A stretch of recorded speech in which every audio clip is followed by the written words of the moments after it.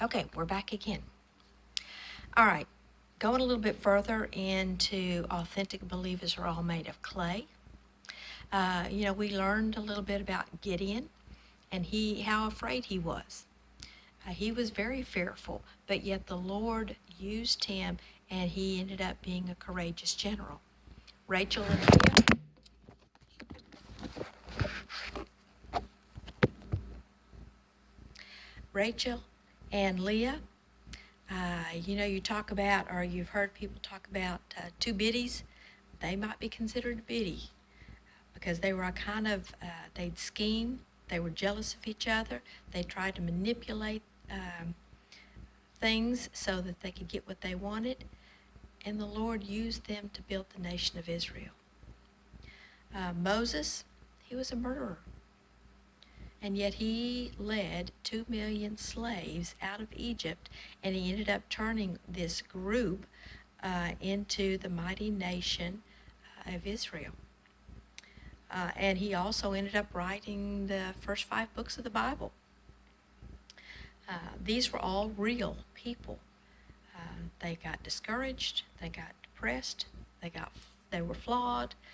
Many times they wanted to die, and they said so in the Bible. But God uses.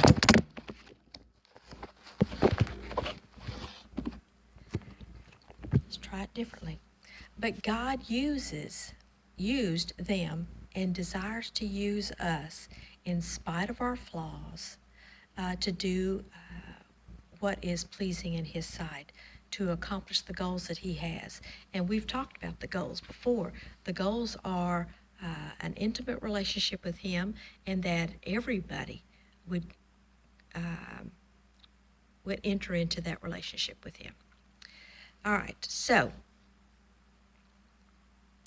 the people knew that they were flawed. All these people we've been talking about, learned about, they knew they were flawed. But what it means to be authentic is to know it. I know I'm flawed, but to accept who I am and to dare to trust God to use me anyway. Okay? God kept every promise to the people in Genesis, and He's going to keep every promise He made to me as well. I shared with y'all a couple of Sundays back about a daily bread for December 30th of 19, which I thought was very interesting. I probably would suggest y'all go back and read that if you've got that at house, called Design Deficiencies. We are certainly deficient, but the Lord knows that, and He likes it when we come to a place where we feel deficient and flawed, because then that's when He can do His best work. And we know that He can do all things, and He can do all things in me and through me. The real, I want to say trick, it's not a trick, but the real thing is will I let Him do that? So the authentic believer is made of clay, knows it, and depends every minute of every day on the Lord, because he knows that's the only way he can. Number 2, the authentic believer depends on the grace of God. It goes kind of hand in hand. If we're made of clay and we know it, then we know that the only way that we have of doing anything, living, if you will, is only by the grace of God. We fail. We have experiences of failing, but we learn to depend on Him. Life is a school, and sometimes the lessons are very hard, but grace is the teacher via Worsby. This is what he says. And we see the examples of this in Genesis. Look at Jacob. In my mind's eye, every time he turned around, he did it wrong. But the Lord used him, and He did not throw him away because he would do things wrong. He kept doing his work in him, bringing him closer and closer to an intimate relationship with him so that he knew and understood what the Lord wanted him to do. He did not give up on him. He's not going to give up on me. He's not going to give up on you. But all these people that we've studied have experienced God's grace. They're not worthy of it, has nothing to do with it, but they have experienced it. Worsby suggests that we should adopt Joseph's outlook. We talked about that when we were studying Joseph. How amazed I was at how he was able to, I don't know if ignore is the right word, but not take to heart the things that were that he was experiencing. He didn't get bitter. He just assumed that the Lord was always on the throne, and he kept plugging away at it every day. And so he's asking, so we're supposed to be thinking and perhaps saying to ourselves in situations that are tough, you meant it for evil, but the Lord meant it for good. Let's think about Paul for a little bit. He was a Pharisee. He was probably a little bit of a perfectionist. He had little tolerance for people, but he depended on the grace of God. But by the grace of God, I am what I am, he says. But I labor more abundantly than y'all, yet not I, but the grace of God which was with me. He knew exactly where his life was and came from. He knew exactly where his strength came from, and he knew exactly how to put his own feelings, his own thoughts aside to accomplish that of the Lord's. It says God enabled Paul, and he believed he could and would do all that he promised. God works in and through us to accomplish his good pleasure, and the difference between realizing this and working under your own steam and putting yourself into the hands of the Lord is the same thing as either being legalistic or having real life. You know, the legalistic person goes to church because they're supposed to, is nice to someone because they're supposed to, and, you know, does all the things that they understand are supposed to be done. But that's just being legal. That's not having a life. That's not enjoying what the Lord has really meant for us to have and to be. So being authentic means you know where life comes from. You know where your life comes from, and that's from the Lord. It says Satan wants and does get us, to focus on our imperfections and our failures, so that we aren't able to enjoy the feast that the Lord has for us. You know, anytime we say, "Oh, we can't do that," I can't do that, or I don't have the talent to do that, or whatever it is, that's kind of focusing on what we might consider as our imperfections, and saying, instead of saying, you know, the Lord can do it. If he wants me to do it, doesn't matter whether I can do it or not, he's going to do it through me. So we're being asked by Worsby to think that way, to change our kind of mindset as to what the Lord wants to do in our lives, and certainly if he wants to do it, he can do it. It doesn't make any difference whether you think you've got talent or not.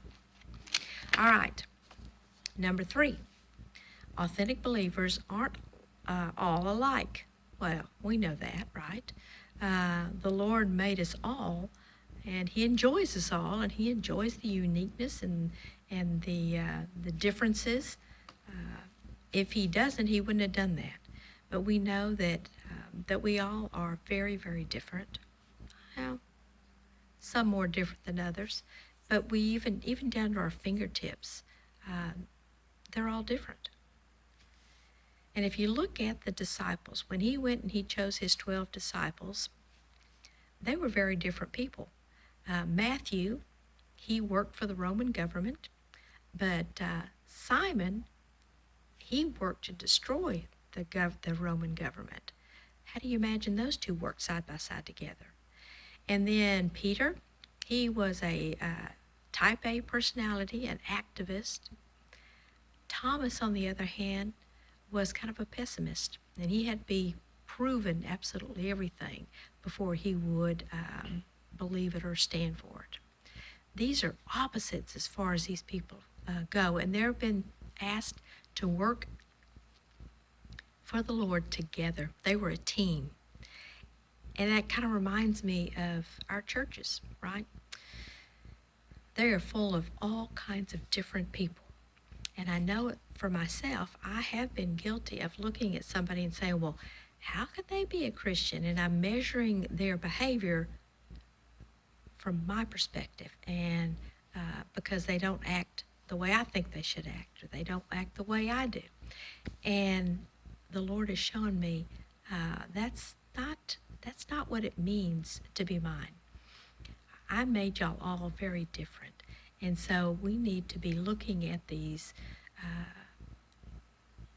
qualities, these unique qualities, as interesting and God-given, and not trying to judge each other because of our differences. Says God called himself the God of Abraham, Isaac, Jacob, Joseph. And they were all different people, and he was the God of all of them. And so when we're working side by side with someone that we have a difficult time doing that, whether it be at church or whether it be on the work, on the job, we need to remember that the Lord loves that person just as much as he loves you, and he's got some unique things for that person to do just like he does for us. And so we're not in a position to judge anything regarding that person. In fact, let's just think about it from this perspective. People are interesting, and they're different, and we need to just enjoy that difference. It says you authentic people know who they are, and they accept it.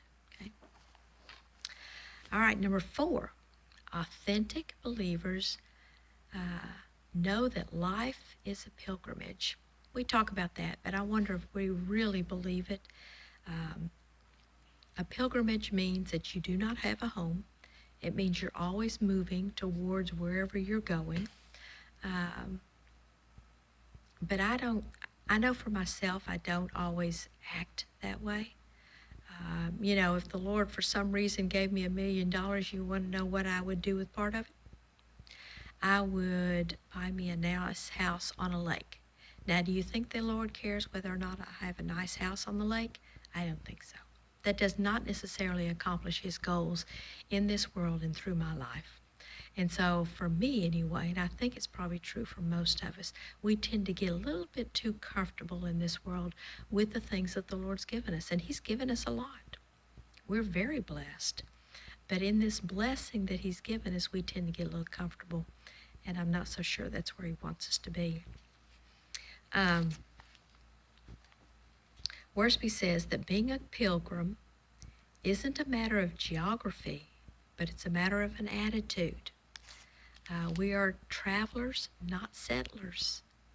Martin Luther said, this life is not righteousness, but growth toward righteousness, our growth in righteousness. It's not being, but becoming.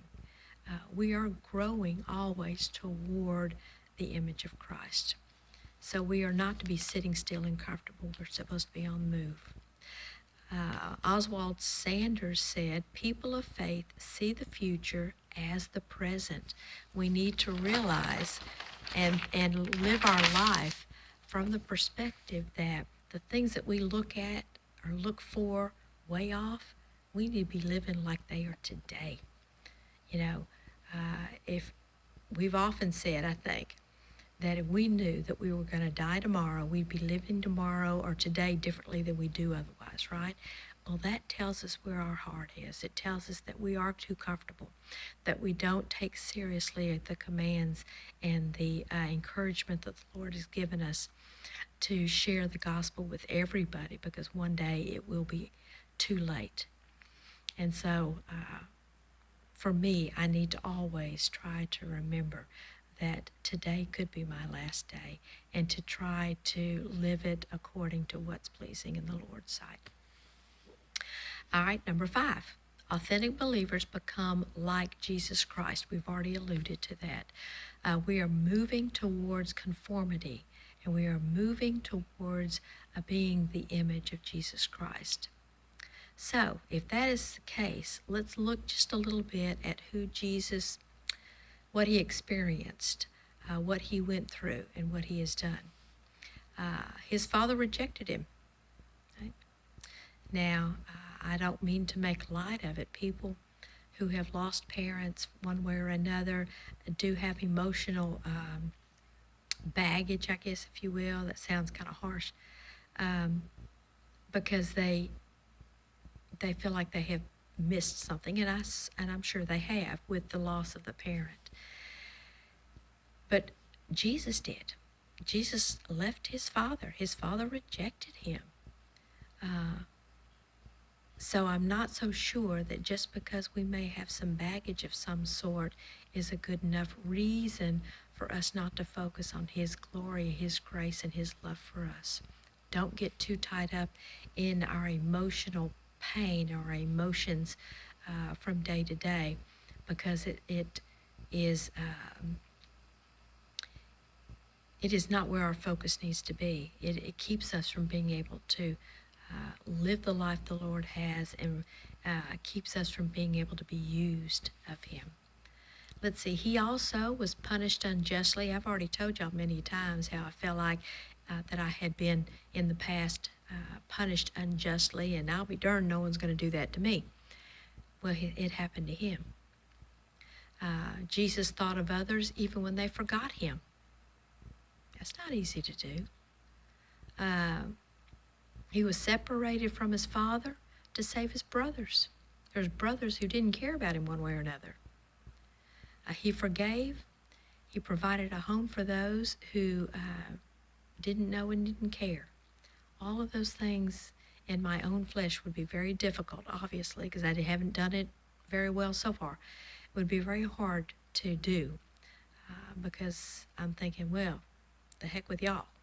And so the Lord wants us to be closer and closer to the image of Jesus Christ, and he did care about those kinds of things. He did do those things no matter what the other people did or thought. All right. So 6, authentic believers make a difference in their world. We're stewards. We're stewards from the time we're born to the time we die. And God, as we said before, has blessed us mightily with all kinds of resources and privileges. And we are to be good faith stewards of those resources. Life itself, even life,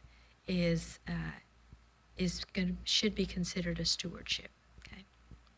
When we accept our lives as God's gift and the opportunities as a steward, then we can begin to make a lasting difference in our world. You know, I guess everybody from time to time think, well, am I making a difference in this world? Or if I happen to die, who would come to my funeral and what would they say? And would anybody, still feel like I had made a difference 50 years from now?